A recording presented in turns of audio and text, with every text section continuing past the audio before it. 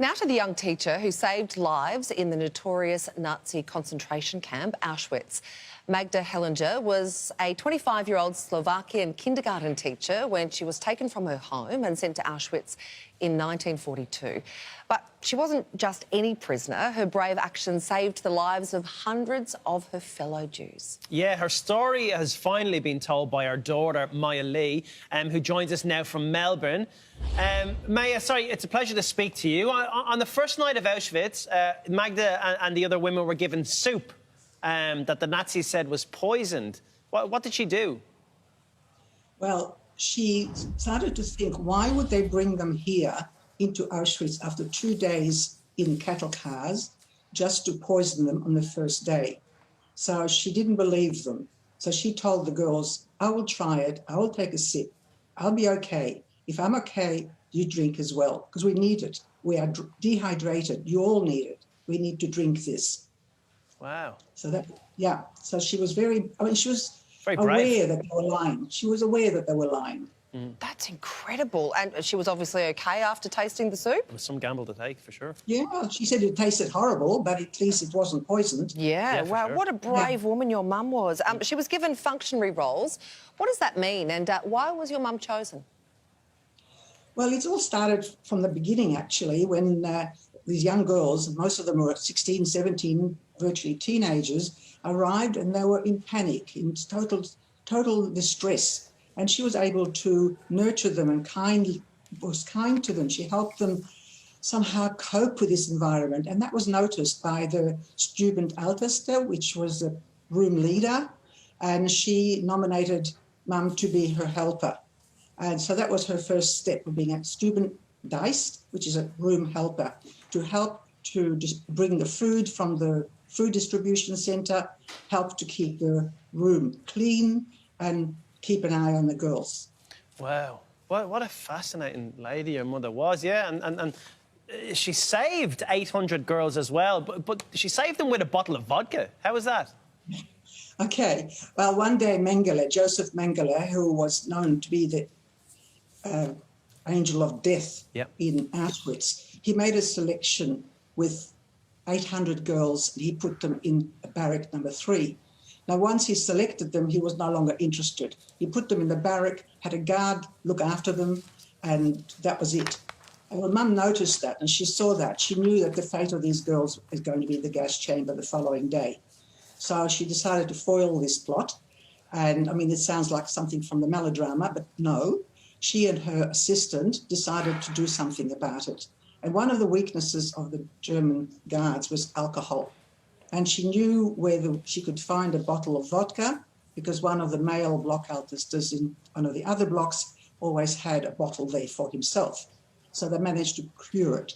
And when they approached the guard at this block 3, they started talking to him and he told them that he was going to the Russian front the next day and he was very unhappy and they started to be sorry for him and they offered him the drink and he kept drinking until he fell asleep. Once he fell asleep, Mum ran to the back of the block, banged on the door. She says, I'm the Blockälteste. I want 100 girls at a time and come out with me in rows of 5 to make it look very obvious. And she took them to other barracks, called the Blockälteste, and she said, find a room for these women. And while we do that, we'll keep bringing different group of women to different barracks until the barrack was empty. They closed the door, took away the bottle from the guard, and left him there. And that was it. Wow. And the next morning, the guard was gone, and no one said anything about it. It's quite amazing the courage your mum showed at the age of 25. She was actually said to be camp leader of the experimental Block 10. Can you tell us what happened there?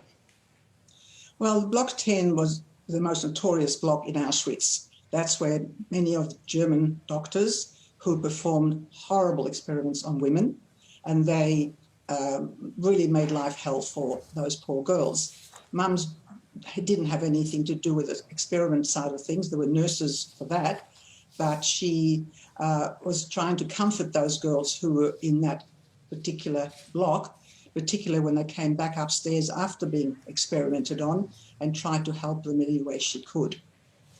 And helped them, she did, yeah. I mean, she helped 2 women flee a doctor who wanted to experiment on their brains, but also she jumped in amongst the group of women marching to the gas chambers.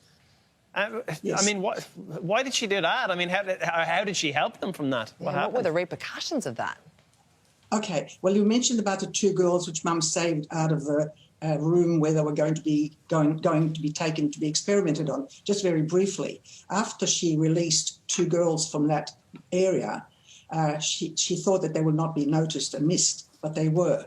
So it was a very difficult time for Mum because she was going to be punished. Yep. And the punishment was stand bunker, which is a standing cell in which she had to stand with 3 other women in a cell for 7 nights.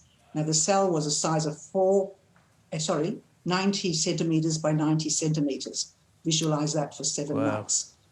And she was sort of rescued during the daytime when a group of men who were working, like also prisoners, were working in that area, and they heard that Mum was in a stand bunker. They took pity on her and they did the work which she was supposed to do during the day while she was able to rest. And that saved her. Despite all the horrors that she faced at Auschwitz, your mum actually met your dad at the camp. Can you tell us that story?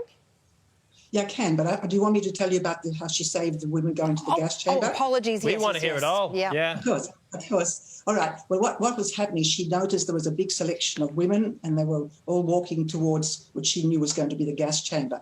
The women actually didn't know because they were selected at the beginning and soon after arriving, and they were not aware of what actually was happening in the camp. So they went and they only gave them a couple of soldiers, guards, to look after them, not many, because they knew there would be no resistance at that point. So Mum saw that and she became very angry inside. She couldn't see this happening. So when the SS, the guards were not looking, there was no leadership watching, she sort of stepped in amongst the group and she told them, turn around, go back to your barracks, just go away, come back and don't look left, don't look right, just go back to your barracks, which is what they did.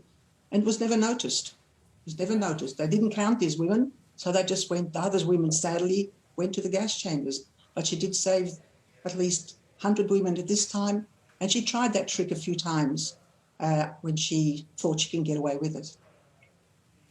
What a woman. Sorry, and just very quickly, your dad and your mum also met at the camp. Can you tell us that story very quickly before we go? Okay. The guard at the front of the camp called Mum to come over. And he was very drunk, obviously wobbly on his feet. And he said to Mum, Magda, do you have a boyfriend? And she says to him, no, I don't have a boyfriend. And he became a little bit agitated. He says, why haven't you got a boyfriend? And she says, because no one wants me. And this is a game. This is what the thing is. This is called chutzpah. She was able to play these games at times. At this stage, she was a seasoned prisoner. She knew the ins and outs of what's happening in the camp. Well, he says, OK, the first man walking past here will want you. And just at that moment, there was a group of men, a commando, coming back to the camp, to the men's camp, and the head of the group was one man. And the guard pointed to that man and he says, come here. I want you to meet this woman. And the rest is history. Oh, what an extraordinary woman your mum really was, is, yeah. Maya. Maya Leigh's book about her mum's incredible story is called The Nazis Knew My Name. It's out now, a fascinating read. Thank you for joining us today and sharing the story of your mum.